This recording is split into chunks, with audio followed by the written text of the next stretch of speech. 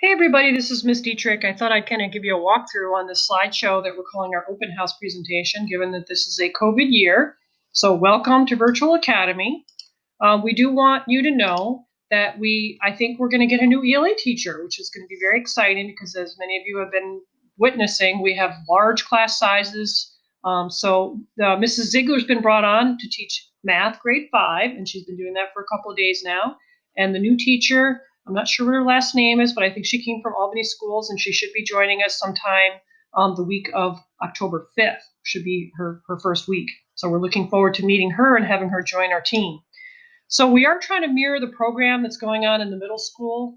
We're trying to model that idea of having that ELA 1 hour chunk of time, that math 1 hour chunk of time, and then the kids have CAI, which stands for computer aided instruction, and other independent assignments at other hours throughout the day. And they do have the support of, we have a couple of teachers' aides. We have Mrs. Vardero, who supports our math students, and we have Mrs. Leroy, who's supporting our ELA students. On top of that, we're also getting services from the E&L department with Mrs. Nasavera and Ms. Malambi, and we're getting some more resource support from Mrs. David and Mr. Underwood at Sand Creek. All right, so we will have live instruction every day, which actually, one of the things that we think is actually better about Virtual Academy is the fact that we have that full, solid 1 hour of instruction where the in-building learners maybe have a lot of interruptions during their day, which don't allow for that full 1 hour of instruction. So that's kind of a plus to Virtual Academy. Now, we do have a link here to our schedule. It is subject to change. So let's take a look at the schedule. We'll click on the link. So right now, the way we're doing it is we're following what we call the Starburst schedule for grade 5. So the kids come on at 8:20 and they hop on the Meet. So there is to get to a Meet, by the way, you have to click on the waffle and click on the icon for it. So if you need more help on that, make sure you watch this video that explains it quite nicely. So in the morning, the 5th graders are having math with Mrs. Ziegler now, because it used to be me, but now it's going to be Mrs. Ziegler. And 6th graders right now are following the iReady we're doing for that first hour. They click on iReady, and as soon as they're done with that one lesson, then they can go ahead and work on their independent assignments. If they need help with anything, then they're invited to get on a Meet and join either Mrs. Leroy using join code STUDYL, that's ELA help, or the join code STUDYV if they're hopping on with Mrs. Vardero to get math help. Then we're working in that half-hour screen break. We're really recommending that the kids definitely rest your eyes at that time. I know as teachers, our eyes are bugging out of our heads. So definitely, go for a lap around the house or whatever you have to do to kind of break away from the computer. And then we're back on at 10 o'clock for our next 1 hour chunk. So the 5th graders at that time are doing their iReady, and the 6th graders have me for math at 10 o'clock using the join code MATH6. We are going to try to, once we break them into smaller groups, which hopefully will be coming soon, we're going to try to use these jam boards as a digital whiteboard to make it a little bit easier for kids to show their work. But for now, they're using just a old-fashioned whiteboard and holding it up to the camera screen so I can see their work. Then we all have lunch at 11 o'clock. And then 11:40, we're back on the computers. The 5th graders are joining Mrs. Baker using code ELA5. And the 6th graders are doing their independent work. They should be working on their math homework and getting that done and taking advantage of the fact that they have help. They can get help from Mrs. Vardero. And if they need more ELA help, they can get help from Mrs. Leroy using these codes, STUDYL or STUDYV, and hopping on a Meet. Then we have another screen break. And then at the end of the day, the 5th graders have a chance to work on their homework at that time, getting the help of one of these ladies. And Mrs. Baker is teaching the 6th graders at 1:10 to 2:10. And we're using the code ELA6. And then at the end of the day, we all hop on a Meet and we close up our day and we use the join code VA. And again, we're getting on a Meet there. Now, the CAI schedule, computer aided instruction, is what that stands for. So we're expecting the 5th graders to do on odd days, they're doing ELA. And they're doing math on even days, which are days 2, 4, and 6. And then it's reversed for grade 6. So if you're a 6th grader, you're doing ELA on even days, which are days 2, 4, and 6. And you're doing math on odd days. Now that's really the only time you really need to pay attention to the cycle calendar, I guess you would call it. So here's the cycle calendar that was put up by Miss Kennedy over at Leishikill. And this is what it looks like, so you can find that. We usually try to make those links available. All right, let's go back to the open house schedule. So I did put on how to join a live stream video. It's about 8 minutes, so do click on that at your own convenience and watch that video. Take the time to do that. Now, a lot of you have been asking about join codes. I've been getting a lot of emails from families that are a little bit confused, so here they are. When you're joining my math class, or Mrs. Ziegler, as it turns out, she's teaching the Math 5, we're going to use that code Math 5. For Mrs. Baker, you're using ELA 6. If you're a 6th grader and joining me for math, you're using the join code Math 6. And I've already mentioned about meeting with Mrs. Leroy and Mrs. Bardero. And we have Mrs. David, who's one of our resource teachers, and you're using Study D to join with her. And then if you're in ENL or speech, these are the codes that they've set up. But if you're working with Mrs. Newton, I think she's pushing out emails through using your Gmail. You want to look at it and see if she's scheduled anything with her. All right, moving along. All right, so you might be wondering what's going on with science and social studies and specials. Well, at the beginning of the year, we're not going to be diving too much into that, but as the year progresses, we'll definitely slip in some science and social studies activities. And you may have noticed that in Google Classroom, the art teacher, and I want to say the phys ed teachers and some other teachers, STEM, they're slipping things in. So be looking in Google Classroom to see what activities are being provided for those classes. All right, so we do want to just stress the importance of taking a screen break. We are noticing that during those times, we still see students on their computers not taking a break, and that's probably not good for the body. It's not good for the eyes. We really want to try to stay healthy, so do adhere to that. All right, so we're hopeful that we can start to set up something where the kids can join their friends they're in-building learners. So if it turns out that we can get more Chromebooks in the buildings, then we're going to try to set up maybe once in a while. We'll set up a lunch period where it's a supervised Google Meet where there'll be a staff member, or I know the PTA was trying to recruit some parents to do this. So we're still looking for ways to do that. But there are meetings. There's a couple of clubs that are virtual, and we're posting that in Google Classroom under the homeroom stream if you're interested. All right, so one of the things that I think is a definite good chance of this happening under the virtual academy conditions is this idea of homework burnout. So if you're a parent and you're seeing your child get to this point of just complete frustration, it's probably not a good idea to just force them to do their work unless, maybe you know your child better than we do, obviously. But it's probably not going to do them any good to just keep at it. So let your child have a break. Shoot us an email to let us know how long were they at it. So let's say there was some good effort from 1:10 p.m. until 3:30 p.m. That you would give us the time and let us know that you were having this experience, and then we'll try to deal with it from there. All right, you should know that there are websites that you can go to. Make sure in the slideshow, you want to click on this link to find the grade 16 page, and we also have a grade 5 team page. Lots of good information on there. So including a virtual classroom, which is kind of fun. Now, you should also look for in Aspen, when you click on the little house icon, when you are on your Aspen account, you want to find that virtual academy icon. And when you click on that, that's another great place to get a lot of information because we have a lot of links on there and we have a lot of good information. Sometimes we'll post videos there. It's a good place to kind of keep up to date on a lot of things. Now, it is very important as a parent and as a student that you know how to navigate Aspen. So I have a link right here on your own time. If you could watch the slideshow and watch some of the videos for how to use Aspen, that'll be super, super important. We're recommending that parents should be checking Aspen accounts at least a couple times a week, depending on the difficulty that your child may have. Definitely a minimum of once a week. There are some families that we notice, because believe it or not, we have the ability to see how many times you log on. So last year, I do recall seeing some families that would log on 5 or 6 times a day. I don't think that's necessary, but hopefully you're taking a peek once a day or a minimum of once a week. Now, if you're a parent that has a child that has an IP or a 504, then you really should be checking pretty often. I would say, yeah, twice a day would probably be a good idea for families that are in that situation. All right. So when you do go in there, one of the things that I would want to bring up is once you go into the gradebook, you want to find that filter that allows you to look at some of the things that count more heavily towards the average.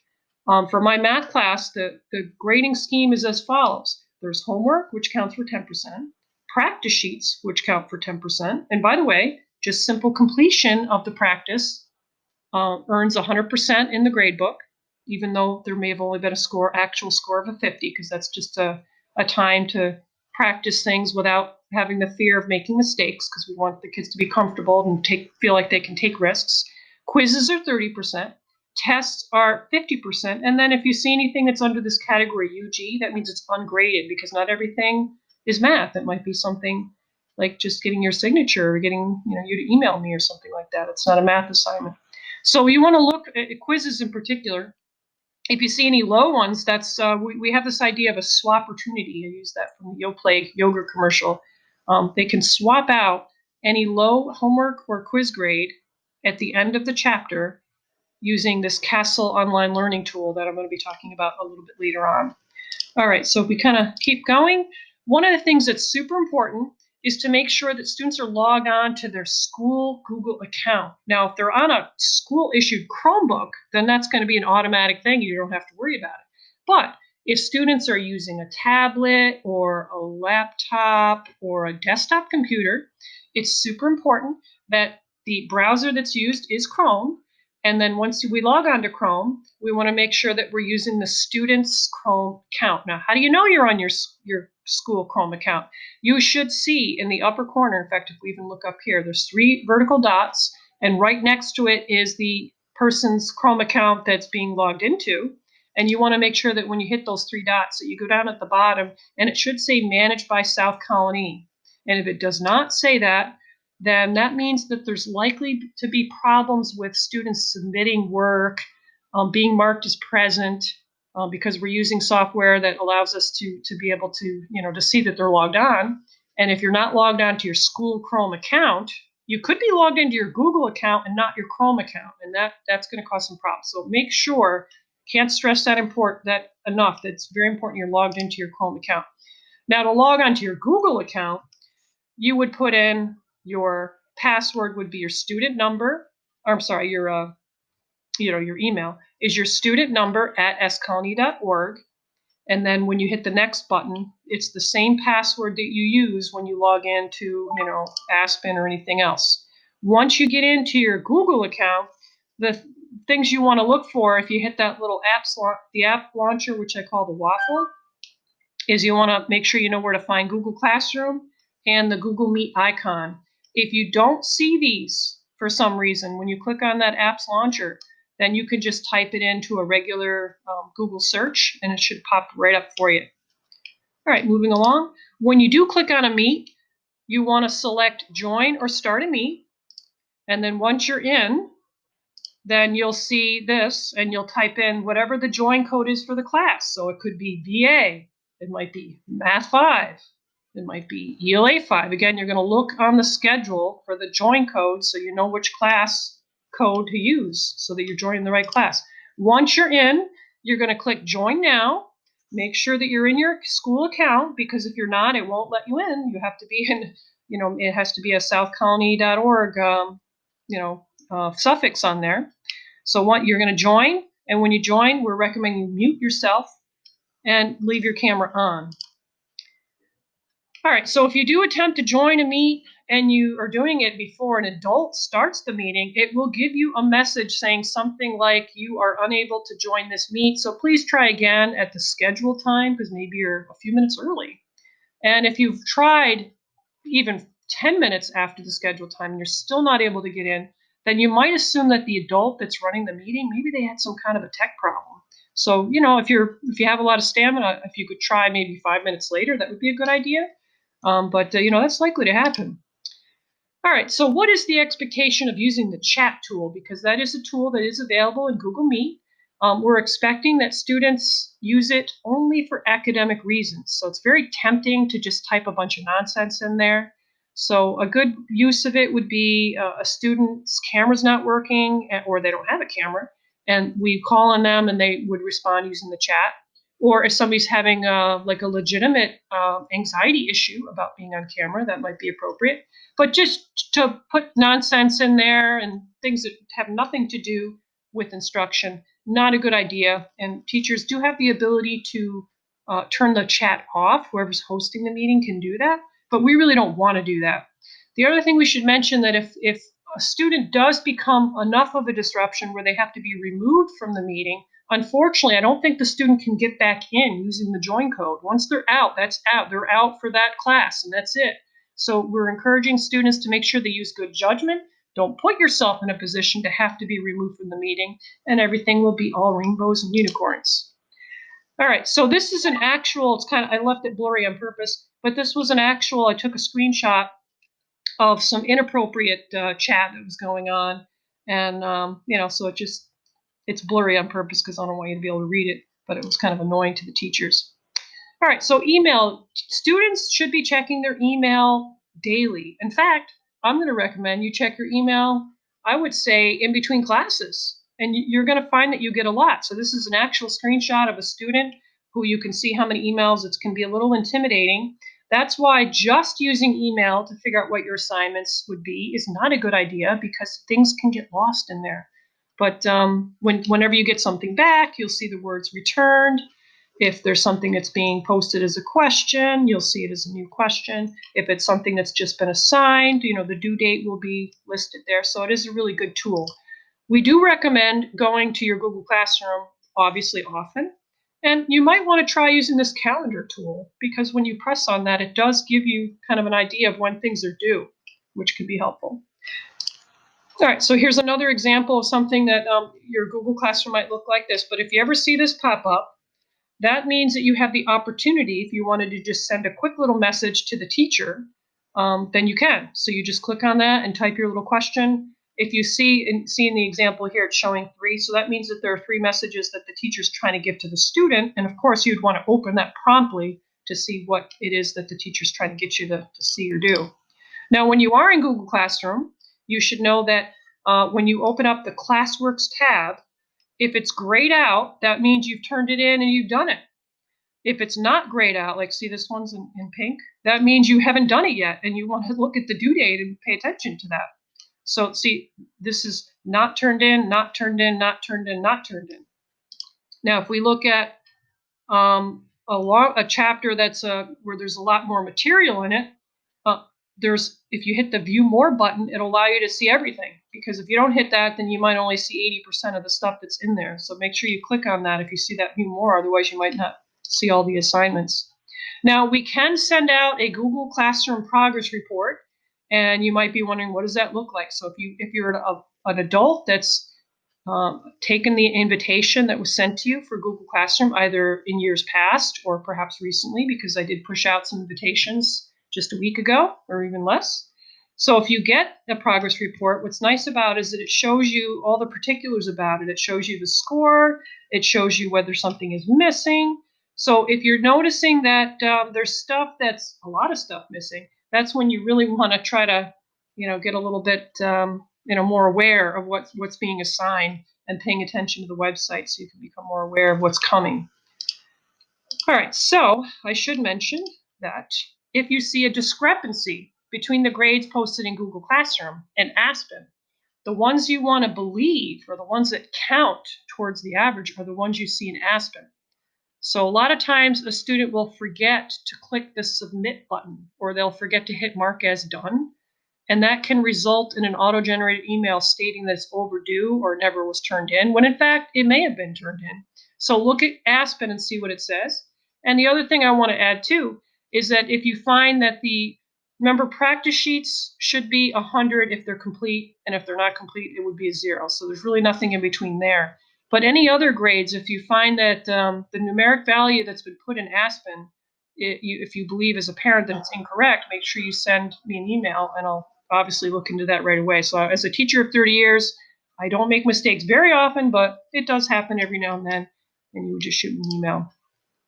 All right, so for Google Classroom, one of the things that you should know is you can't be invited to the actual classroom. You're only invited as a guardian, and what that privys you to are the progress reports, and you get emails that are auto-generated, I might add, that are sent to you about upcoming assignments and assignments that have been returned.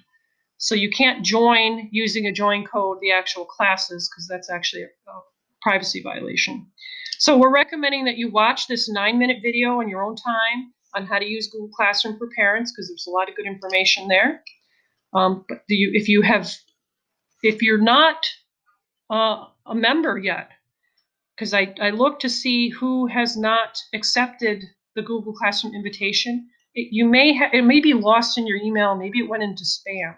So if you don't know that you're a member as a parent, you're not sure if you've been invited, just shoot me an email and I'll take a look. But again, make sure you check your spam folder, because sometimes it goes in there. All right, so another thing I want to mention is when your child is filling out a Google form, it's very important that before they begin, that they pay attention to what account it's under, because if it's under, let's say, you open it from a parent's account, it won't let the child submit. It has to be a @scolonie.org suffix for it to go through. Very important. All right, the other thing I want to recommend, if there are a lot of times I'll embed a video right into the form, and what's amazing to me is how many children will just ignore that when it's really quite helpful.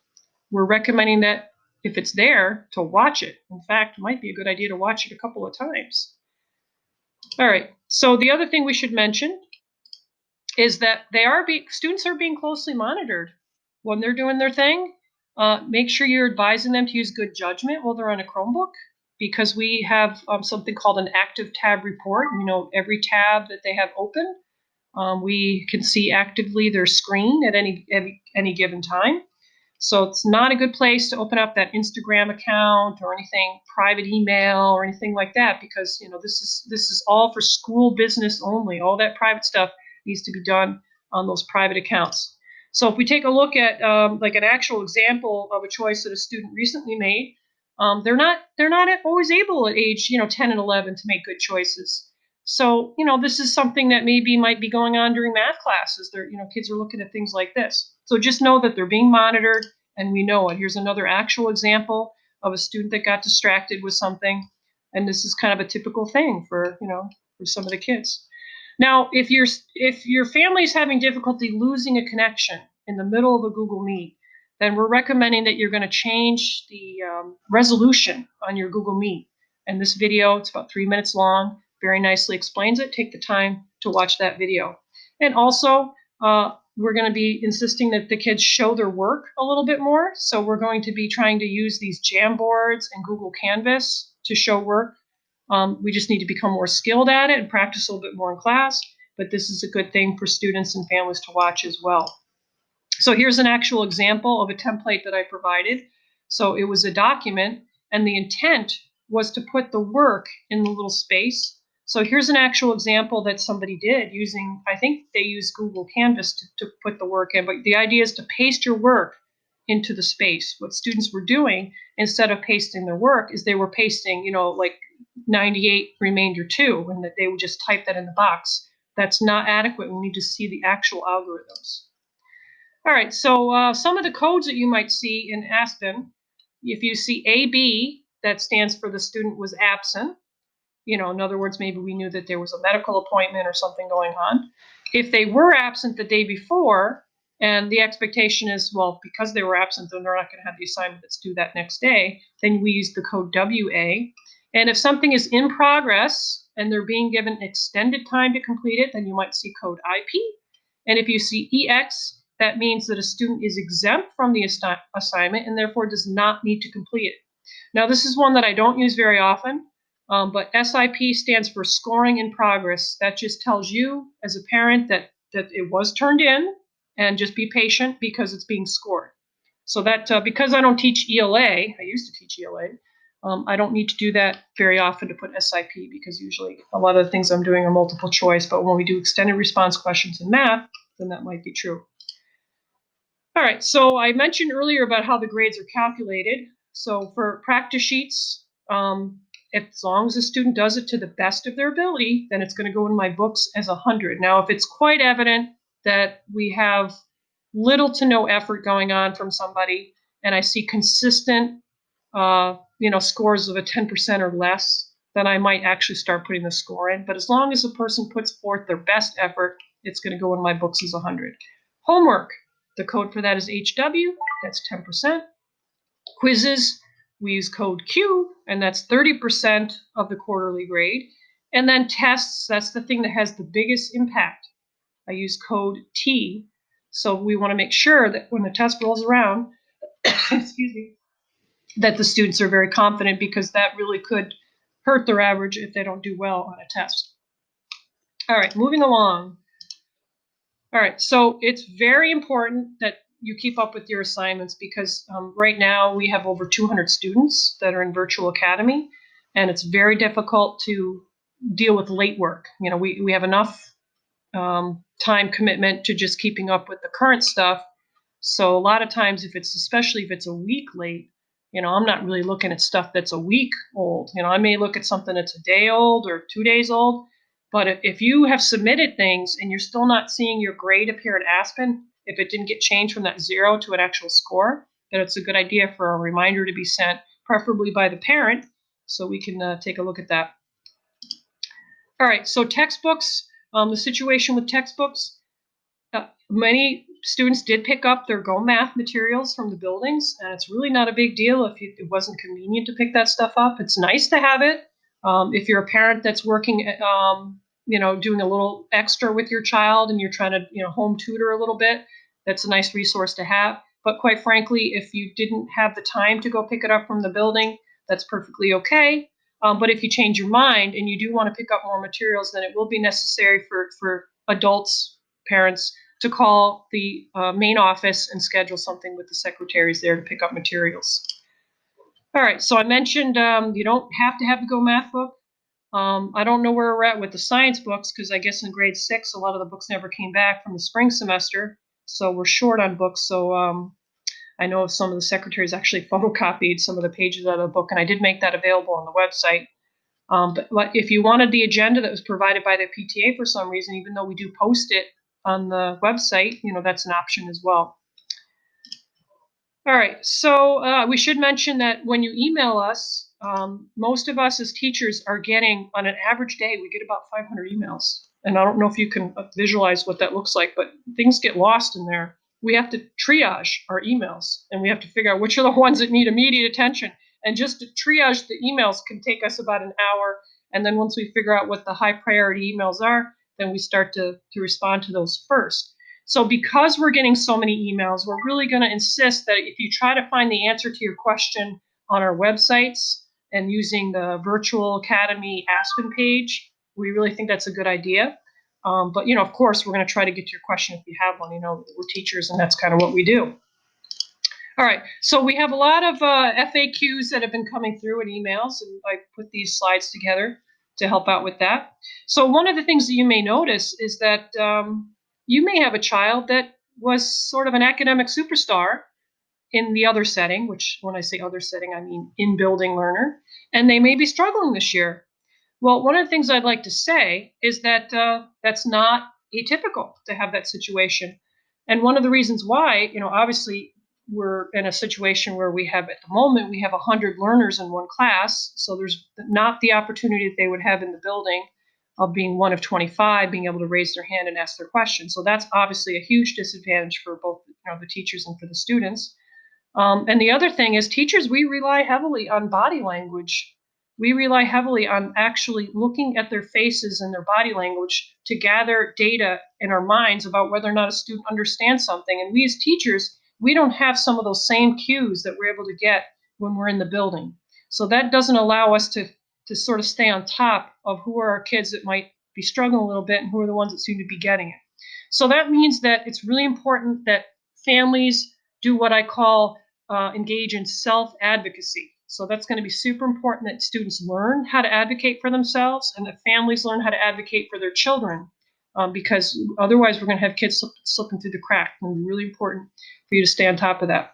So if you do get an Aspen alert about a 0, there's no need to call me, because, you know, that's my way of telling you that your child didn't turn something in. So you, instead of calling me, you should probably have a conversation with your child about what happened to this assignment, why didn't you turn it in? So if you see a 0 that remains there for a week or more, and you do believe that your child has completed it, ask your child to show you their account, show you that section in the Google Classroom that shows everything's been done and it's all grayed out. And if the 0 stays, then that would be a good idea to email me if you see it there for a while. But you want to ask your child about the 0, not necessarily the teacher. All right, so if your child is still struggling on a math topic, despite attending the 1 hour of instruction on a topic, we have a lot of resources available. So remember, there's the Think Central. They have an interactive component. So you would log into the Think Central account and find the interactive. You go to My Library and you find the interactive student workbook, and you click on the lesson, and there's guidance through the each lesson through that. And then we also have Mrs. Bardero is helping folks out during that 1 hour of independent work time. Any student that's having difficulty should absolutely join her at that time with their questions ready to go. And if a child happens to be a student of Mrs. David, in other words, they're on the co-teach or the resource team, then those folks should be joining her at her time slot, which she sends emails out to remind students about their slot. And of course, you want to also look on the website to see if there are additional videos that are posted on the Math Tutor page.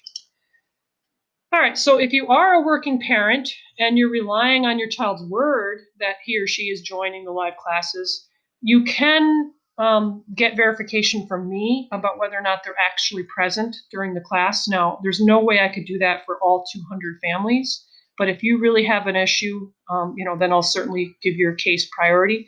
Send your request to me, and I'll be happy to send you. Probably what I'll do is just send you the chunk of time that would be during the time they would be in class to make sure that they're on the Google Meet. All right, so another thing about attendance, the way we're taking attendance, we do it in the morning.